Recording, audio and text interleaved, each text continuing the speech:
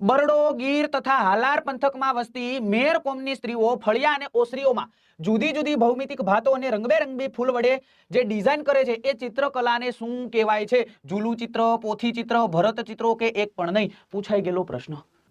દ્યો જવાબ, લ્યો. જેમણે લાઈક નહીં કરી ને એના પ્રિયતમાના હામ છે. જીકો લાઈક હાલો હવે ફટાફટી.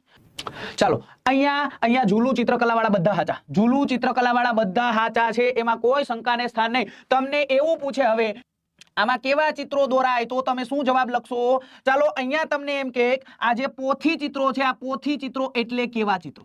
તો કહેવાનું કાકા, કહેવાનું અહીંયા પ્રાસંગિક ચિત્રો હોય. કેવા હોય? પ્રાસંગિક ચિત્રો હોય. અહીંયા તમને પૂછે તમારે કહેવાનું, અહીંયા તમારે કહેવાનું તાડપત્ર પરના ચિત્રો હોય, ભોજપત્ર પરના ચિત્રો હોય. અહીંયા તાડપત્ર અને ભોજપત્ર પરના ચિત્રો તમને ગુજરાતમાં પૂછે કે આ ચિત્રો એટલે કેવા ચિત્રો? તમારે કહેવાનું લઘુ ચિત્રો. કેવા? લઘુ ચિત્રો. આ લઘુ ચિત્રોનો વિકાસ ગુજરાતમાં ક્યારે થયો? લખો સમયગાળો. પ્રશ્ન તો હા લેવલ વાળા જ પૂછાશે. હવે જેવા તેવા પ્રશ્નો ના પૂછે ભાઈ. એ ટ્રેન્ડ ગયો, એ ટ્રેન્ડ ગયો. હવે ઝૂલું ચિત્રકલા કયા સમુદાય દ્વારા થાય? ટ્રેન્ડ ગયો. હવે અંદર થોડુંક જવું પડશે.